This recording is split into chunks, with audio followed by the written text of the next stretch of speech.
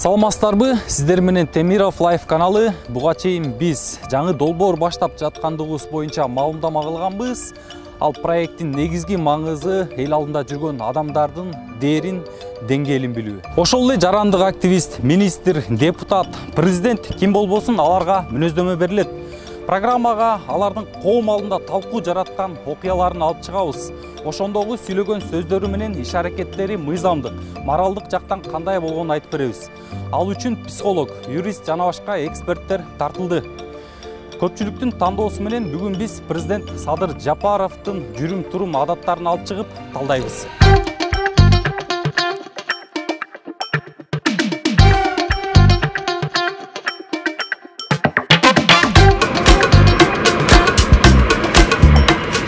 Жаан-чачындуу 15 январ күнү Швейцариянын Цюрих шаарына жеке учак конот. Ал Лондондон учуп келип, ошол эле күнү кайра учуп кетет. Эми учактын ички көрүнүшүнө көз чаптыралы. Чоң булгаары отургучтары, жалтырак чыгач материалдары, жада калса эс алып уктай турган жери бар. Отургучтардын өзгөчөлүктөрүн айтпай эле коелу. Отурган кишинин мойну уюбайт. Бүктөлмө дивандары менен обочолонгон бөлмөлөр. Бир сөз менен айтканда ыңгайлуулугунда кеп жок. Негизи Embraer фирмасынын мындай класстагы учактары эң люкс учактардын катарына кирет. Негизи эле мамлекет башчыбыздын операторлору президентти ташыган учактарды көрсөтүүдөн оолак турат. Буга мисал катары өлкө башчы Садыр Жапаровдун Катарга болгон иш сапарында учак тууралуу сүрөт, видео чыгарышкан эмес. Бирок анткени менен Катар өлкөсүнүн массалык маалымат каражаттары ачык эле көрсөтүштү. Андан биз президенттин жеке бизнес учак менен барганын билип алсак болот. Бул YLCRC борттук номери бар учак Кыргызстандын президенти жана Лондондогу белгисиз жүргүнчүнү ташып жүрөт. Катарга барганга чейин Садыр Жапаров Астанага дагы учкан. Ушул эле учак премьер-министр Акылбек Жапаровду дагы ташыйт. Бул тууралуу Темиров Лайф өз иликтөөлөрүндө көрсөткөн. Жалпысынан Садыр Жапаров дал ушул учакты 2 жолу колдонгон. Өлкө башчы мындан башка дагы жеке бизнес учактарда учкан, кеминде 3 жолу. Бул Глазго, Нью-Йорк жана Пекинге болгон каттамдар.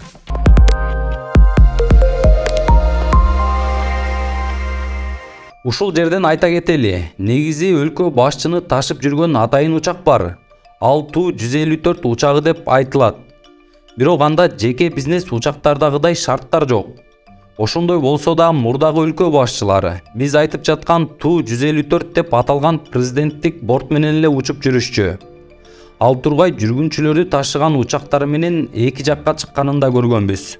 Өлкө башчы Садыр Жапаров эски Ту-154 учагы менен Россияга бир канча рет каттаганын да айтып коелу. Демек учактын коопсуздугунда жана башка маселелеринде көйгөй жок деп айтсак болот. Бирок буга карабай мамлекет башчы Жапаров жеке бизнес учактарды ижарага алып колдонуп жүрөт. Анын олчойгон чыгымдары туурасында президенттин маалымат катчысы буларды айткан. Бардык чыгымдар бюджеттик эмес каражаттардан жабылды. Республикалык бюджеттен эч нерсе коротулган жок.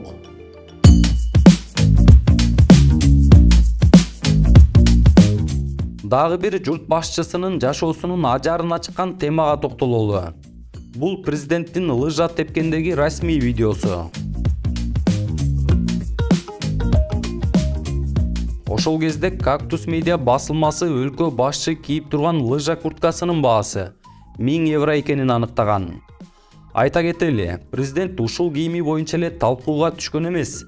Мындан башка дагы болжол менен 10 000 долларлык спорттук костюм, 3 000 долларлык жөнөкөй черби жана 1000 евродан кем эмес Loro Piana фирмасына таандык брендтик курткалары талкууну жараткан. Дагы бир өзгөчөлүккө көңүлүңүздөрдү бургум келет. Бул кызыл тамандуу туфли дагы өзүнчө бир чоң темага айланган. Башкача айтканда, ЭЭП өлкөлөрү талкуулаган маселелер бул жакта калып, кеп кымбат баалуу бут кийимдердин тегерегинде гана болгон. 2021 жылга толтурган Садыр Жапаровдун декларациясын карай турган болсок, ал аялы менен биргеликте бир айда 84 000 сом киреше табат деп көрсөтүлгөн. Бирок кийимдердин наркы айлык кирешени ашып түшөт. 24 KG басылмасы мамлекет башчынын декларациясында көрсөтүлгөн 1 жылдык кирешесин эсептеп чыгып, Ошондо да кийимдердин наркы 2,5 эсеге ашып түшөөрүн жазган. Мисалы мына камчы досум бир куртка алып келип берди. Анын деле баасын сураган жокмун. Балким аны эртең кийип чыксам, аны деле сындашы мүмкүн. Мекенчилдер Москвадан чогулуп, ушу Питерден, ушу Казаньдан ушинтип чогулуп туруп, кийим алып берип жибериптир алар деле. Мына бизден ушу башың уттуктаганыбыз болсун деп, эми ар түрлүү кийимдер келди, достордон, туугандардан. Ушундай мына башыңызды уттуктаганыбыз деп. Ошол кийимдерди кийип жүрөм, мына ушул эле кийимдер. Ооба, укканыңыздардай кымбат баалуу кийимдер белек катары келет деди. Буга мыйзам жол береби? Аны карап көрөлү. Мамлекеттик жарандык кызмат жана муниципалдык кызмат жөнүндөгү мыйзам. 15-берене кызматчыга төмөнкүлөргө тыюу салынат.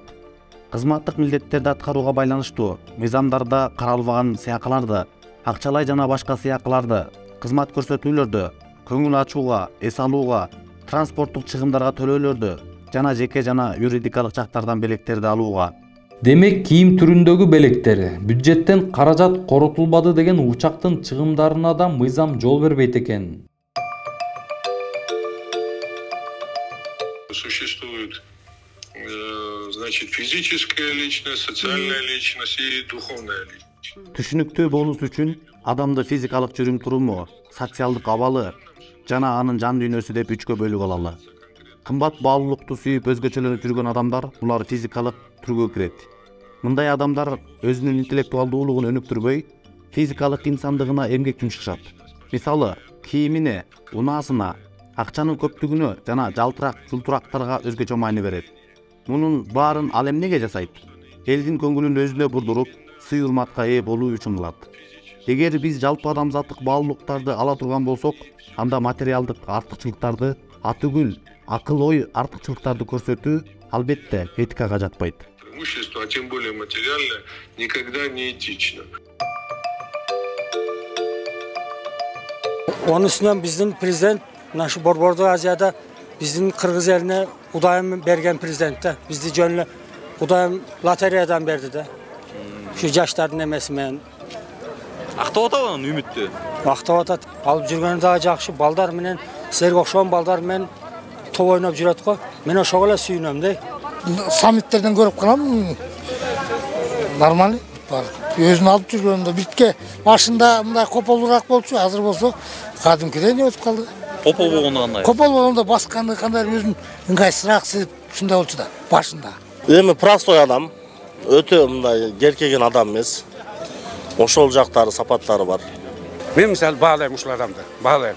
Жүрүм туруму, кийим кечеги эң жөнөкөй, бүт баарын честно жооп берет. Кымбат дейт бул кийимдери. Эми кымбат бул жалгыз эле Кыргызстан эмес, дүйнөлүк кымбатчылык бул.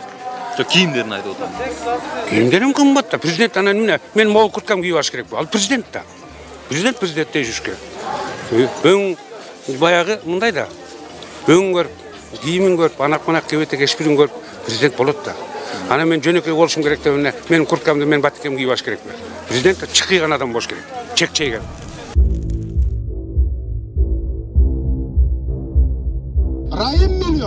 Райым миллион камалат.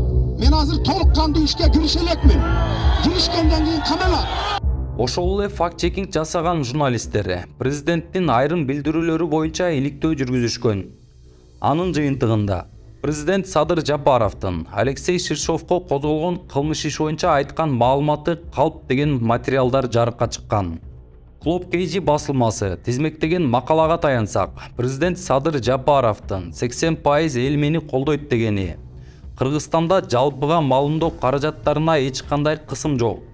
1,5 жыл ичинде республикалык бюджеттин эсебинен Кыргызстанда 68 мектеп курулду.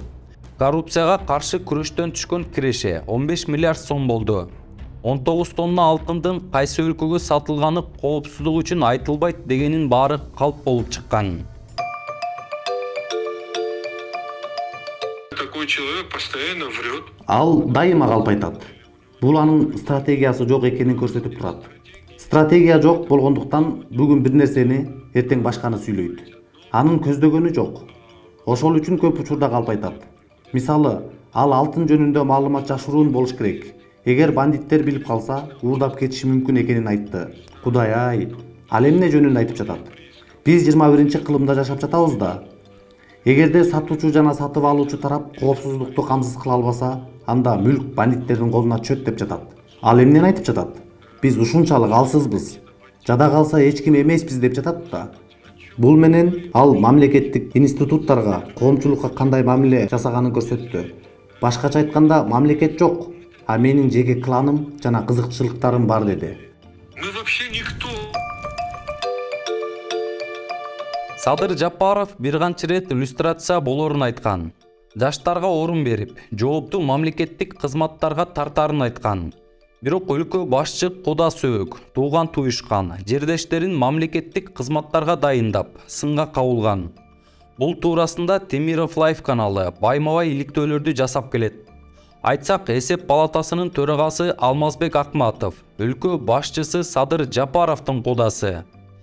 Белгилей кетсек, журналисттер буга чейин мамлекеттик кызматта отурган Таштанбек Кайназаров, Айдар Адылбеков жана Турузбек Түмөнбаевдагы Жапаровдун кодалары экенин таап чыгышкан.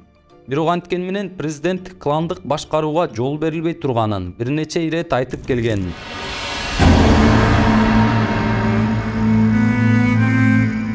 Манас керек болсо кадр саясатында дагы таамай иш алып барган.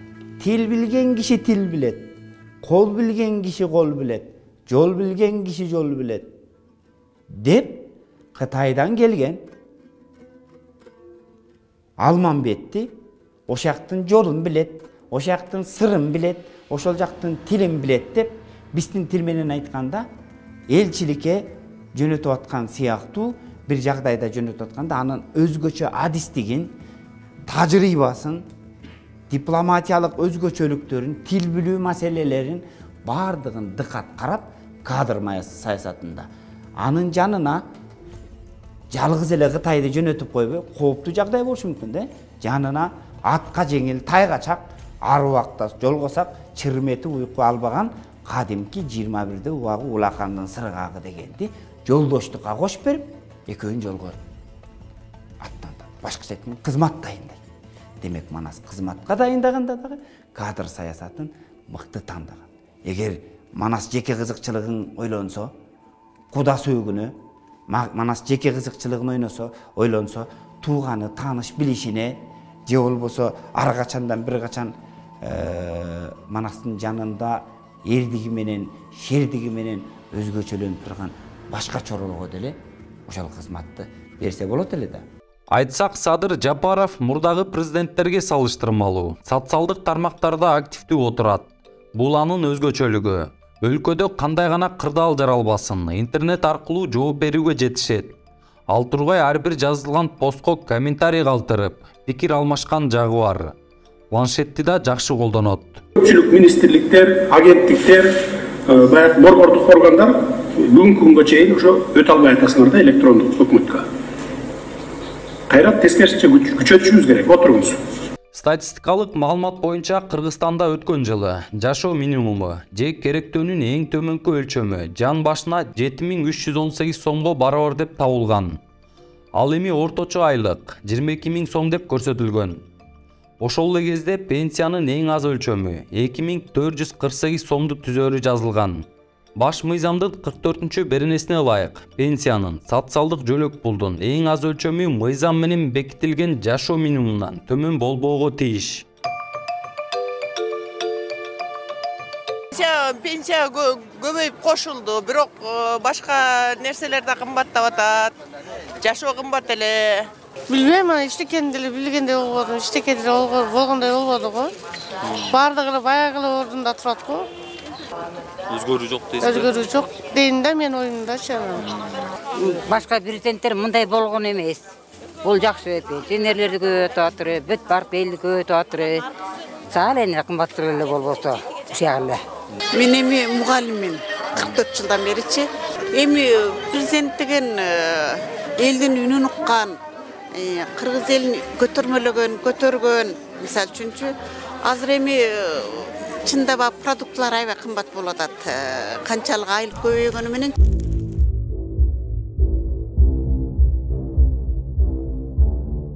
Садыр Жапаров президент болгондогу 2 жыл аралыгында баш мыйзам өзгөрүп, президенттик башкаруу орун алды. Кумтөр Кыргызстанга кайтарылды. Пастеризациянын арты менен бир топ чиновниктерге иш козголуп, кайрап кое берилди. Мындан тышкары кемпирабад маселеси боюнча тынч жыйындарды өткөргөн активист, саясатчы, блогерлер камалды. Манаста башкасын айтпаганда да жанында жүргөн 40 чоросунун ичинен кыргызчал менен чубак азыркынын тили менен айтканда оппозиционер болгон. Дайыма Манастын кемчилигин, дайыма Манастын катачылыгын, жетишпестигин, кээде айкөлдүккө салып алабарман жасаган иштерин көзгө сайып көрсөтүп айтып турган. Мен жогоруда айткандай пенделик кылган иштерин. Бирок Манас ошол маселелерде керек болсо кандайдыр бир деңгээлде Манас өзү акылы жетип туура жасап аткан ишке дагы сын айткан учурларда Манас ошол чубактан, Манас ошол кыргызчалдан, Манас ошол Тазбаймат деген өзү менен чоро болуп жүргөн адамдардан бийик туруп, айкөл болуп, ошолорду кечире билген. Башкача айтканда, оппозицияны Манас куугунтуктап, темир тор артына салган эмес. Ошол эле учурда ал чубак сын айтып, чубак ар качандан бир качан чыр чыгарып жүргөндө, Манас ал чубакка дагы же болбосо бузукулук иш кылган, кыргызчалга дагы куугунтук кылган эмес. Башкача айтканда, бүгүнкү күндүн тили менен айтканда, сөз эркиндигинин гаранты Манас өзү болгон. Анткени Манас ар дайым ошол эл тарабынан, ар дайым өзүнүн атаандаштары тарабынан айтылган сын пикирлерди боюна сиңирип угуп, айрым учурларда өзүнүн кетирген, пенделик кылып кетирген күнөөлөр болсо моюндаган. Он ненавидит критику. Ал сындарды жаман көрөт. Эмнегедир андан коркуп турат. Анткени ал сынган адам бизнесте жетекчилерине жакпай калат деп коркот. Мисалга ала турган болсок, аялынан жалтаңдап турган күйөөнүн жүрүм турумун дайыма ал былыктары чыгып калбасын деп сак жүрөт. Анткени баардык мүлктөрү аялына жазылганда, эгер кандайдыр бир жагымсыз жоругун жубайы билип кала турган болсо, анда ал көчөдө калышы мүмкүн. Мындайда эркек көп нерсени чече албай, мокок болуп калат. Мындайда эркекке чечкиндүүлүк жетпей калат. Бул нерсенин баары туруксуздукту жаратат. Туруксуздук сиздин ишиңизди гана алыстатаарын билип коюңуз. А это вызывает нестабильность, а нестабильность вредит бизнесу. Өлкө башчыбызга мына ушундай талдоо сарыцеп салынды. Сиз кандай ойлойсуз? Чын эле президенттик тактыга татыктуубу? Пикир калтырыңыз. Баса, биздин каналга катталганды унутпаңыз. Эгер колдоо көрсөткүңүз келсе, анда Patreon'дон каражат которсоңуз болот.